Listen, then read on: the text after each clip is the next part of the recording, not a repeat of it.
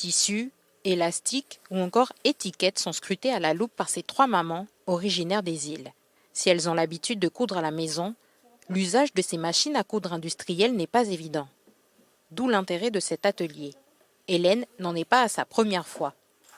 L'an dernier, lors du premier confinement, elle en avait déjà suivi un.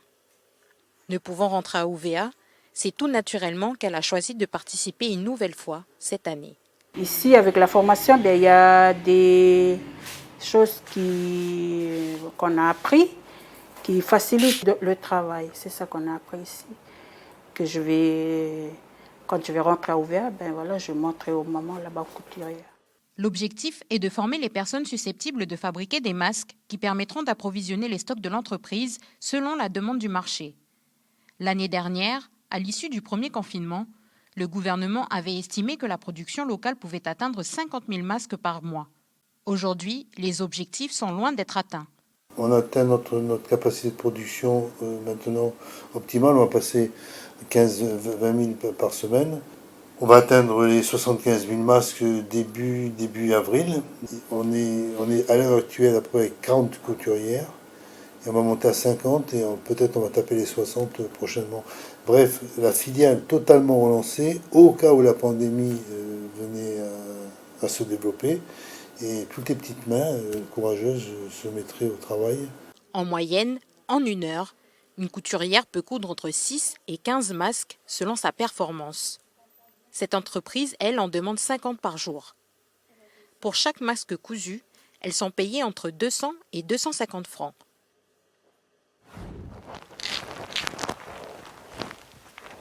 Là, je suis en train d'éplucher l'igname.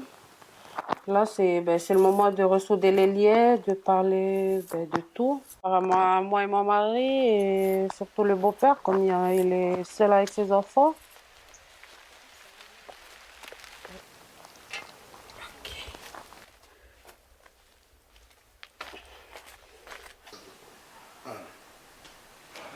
Amen, bon appétit et bonne année nouvelle.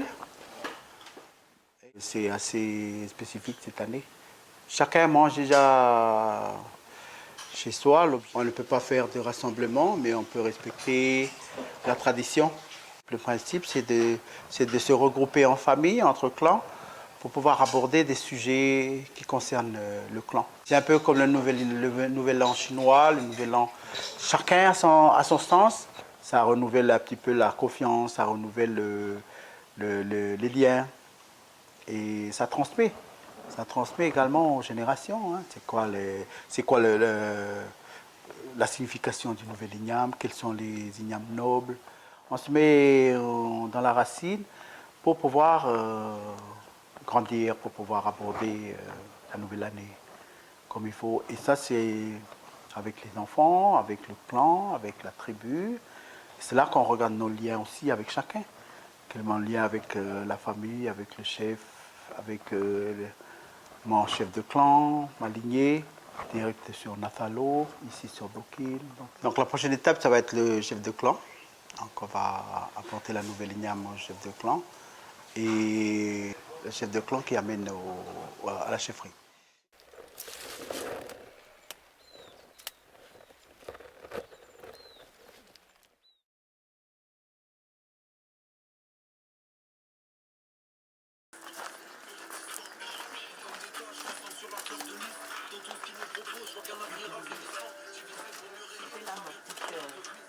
Là où je fais ma vaisselle, voilà, ma cuisine c'est là.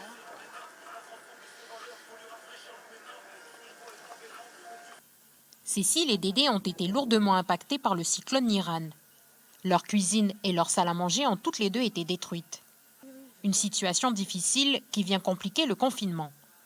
Dans ce quartier, à Nouville, beaucoup de leurs voisins rencontrent les mêmes difficultés. Une précarité qui concernerait environ 2000 familles dans le Grand Nouméa, selon l'association Action Solidaire. Cette situation, elle s'est aggravée depuis l'année dernière déjà qu'il y a eu le Covid. Du coup, on a tourné les yeux partout sans s'arrêter. On n'est pas revenu en arrière. On n'est pas revenu en arrière pour voir toutes ces familles. C'est un peu les oubliés, hein.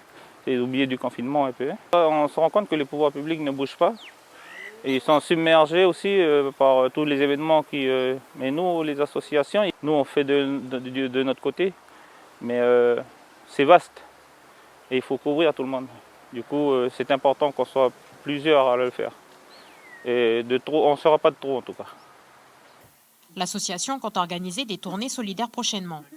À cette occasion, un appel aux dons a été lancé afin de récolter des matériaux de construction et des denrées alimentaires.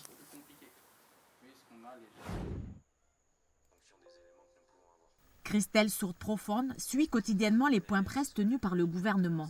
Des informations accessibles grâce à Léo, l'interprète en langue des signes. Réduit quand il y a beaucoup de cas comme ça a été le cas sur ce vol. Nicolas Legrand, Radio Rythme Bleu, 76% des voyageurs qui revenaient de Wallis depuis le 25 janvier ont été testés. Il reste donc un peu moins d'un quart. Si l'initiative est très appréciée, suivre Léo n'est pas à la portée de tous. Les enfants sourds et malentendants sont les premiers concernés par ce constat. Pour favoriser l'accès à l'information, cette intervenante en classe spécialisée réalise des vidéos. Attention à la contamination, nous ne serons plus Covid-free.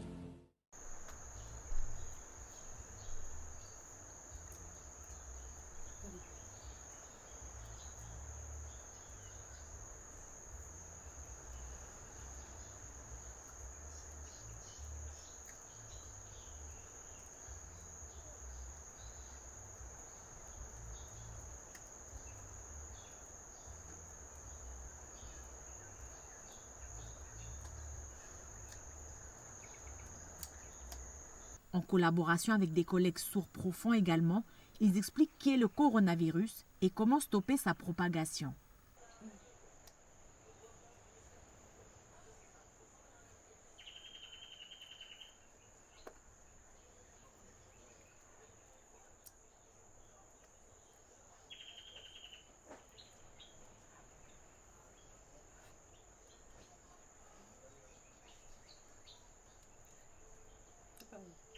Les capsules sont ensuite postées sur Internet. Une page créée par Christelle, sur laquelle le public a accès à une information dans un format court et dynamique. Une initiative personnelle qui s'ajoute aux actions menées par l'Association pour la surdité Nouvelle-Calédonie. La structure accompagne par ailleurs les 475 Calédoniens reconnus en situation de handicap pour des troubles auditifs.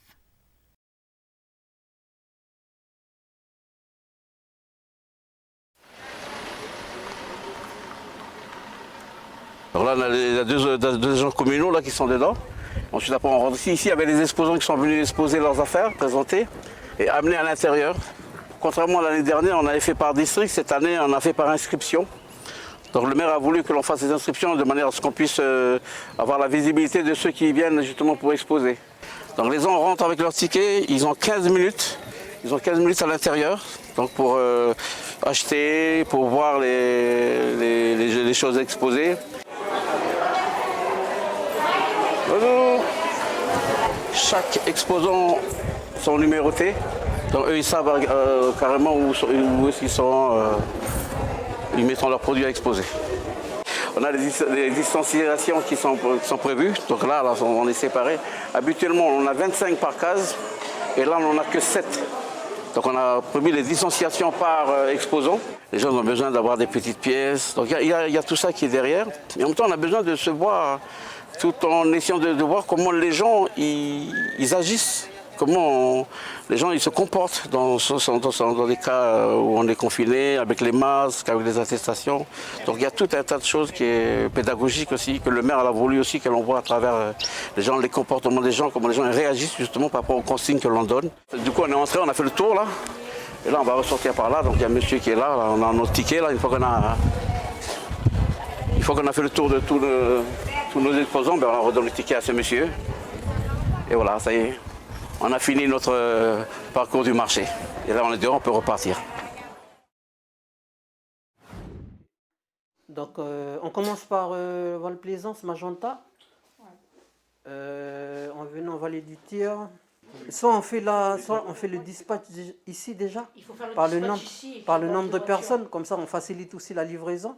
On est en train de visualiser les quartiers pour essayer de faciliter la livraison des denrées alimentaires. Une fois le parcours de livraison établi, il est temps pour Albert et les bénévoles de charger les glacières. Il faut checker aussi. Ah, mais checker, non, c'est l'autre liste, voilà, la liste de ceux qui étaient en bas, famille à famille. Oui. Cet après-midi, 100 kilos de poissons, des ignames, des patates douces et du manioc sont livrés à 39 familles.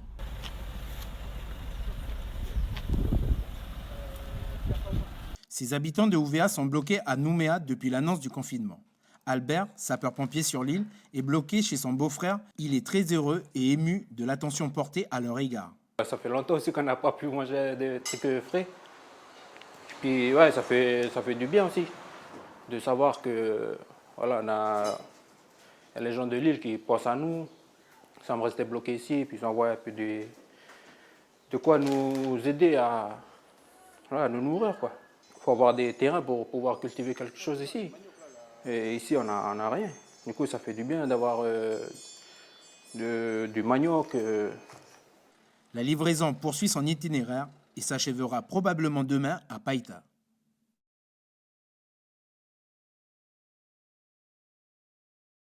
C'est jour de vaccination aujourd'hui pour les 3 pensionnaires de la structure d'accueil Les Tournesols.